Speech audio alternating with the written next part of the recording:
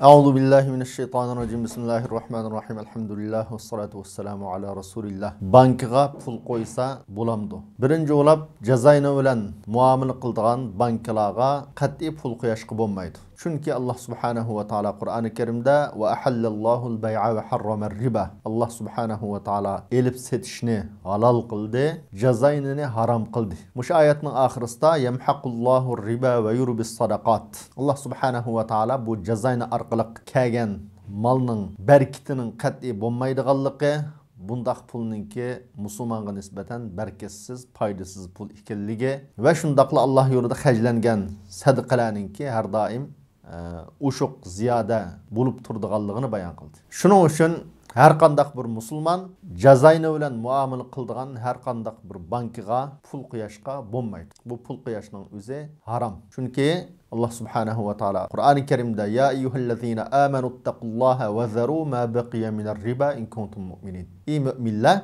eğer sizler haqiqiy mümin bolsanglar, jazayni umum yüzlük taşlanglar. Jazayni bilan muamele qilmanglar. Fa in lam taf'alu fa'zanu bi harbin minallahi ve rasulih. Eğer sizler unda qilmasanglar, yani jazayindan yanmasanglar, jazayni bilan muamele qilishdan cheklanmasanglar, Allah'ның Rasuli qarshi urush e'lon qilgan bo'lasizlar degan. Bu haqda nurg'un oyat, nurg'un hadislar bor. Shuning uchun jazayni bilan muamele qildigan banklarga qat'iy pul qo'yashqa yoki undaq bankalardan qarz elishqa qat'iy bo'lmaydi. Agar bir odam o'zining pulininki zoya bo'lib ketishidan yoki o'g'irlanishidan qo'rqib qo'yay desa, islomiy banka yo'q.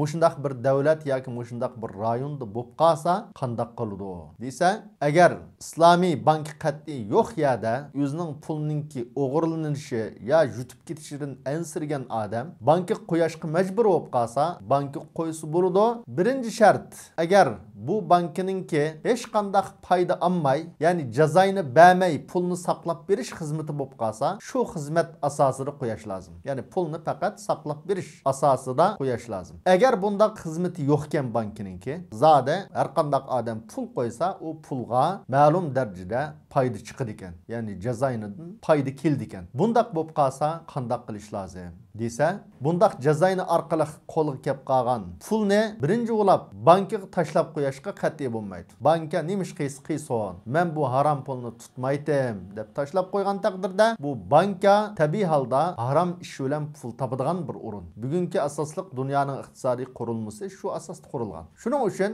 bu bankininki xizmatininki texmi gullanishiga, bu bankininki pul tepishiga, haram yo'l bilan kirim qilishiga bu odamcha alohida hass qo'shgan bo'ladi.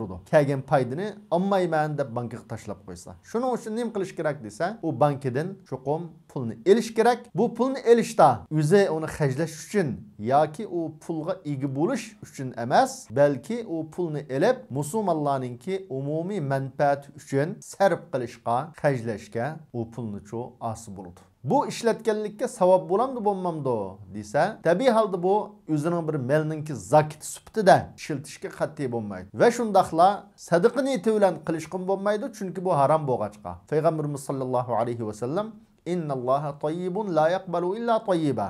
Allah Subhanahu ve Taala üzümü şundaq güzel. Undaq bo'lgandan keyin Alloh yo'lida xarjlangan pulni bunday güzel, halalni qabul qiladi, haramni qabul qilmaydi degan. Shuning uchun bu pulni faqat musulmonninki manfaat uchun va shundaqla haromdan qutulish maqsadida xarjlasa, buningga cho'qim Alloh Subhanahu va Taala niyati qartib savob berdi. Allah Kur'an-ı Kerim'de ve in tubtum falakum ru'usu amwalikum la tazlimuna ve la tuzlamun. Eğer sizler tövbe qilsanglar, sizlarninki asli dasmaya, yani asli pulinglar burun qanchalik bo'lgan bo'lsa, shu pulni xarjlasanglar bo'ladi. Sizlar mu boshqalarga zulm qilmaysizlar va shundaqla ham zulm qilinmaysizlar. Demak, bu yerda tavbaninki eng birinchi yo'li nima desa, shu foyda, ya'ni jazayni orqali qo'lga kelgan pulni musulmonlarning manfaati uchun xarjlab o'tish.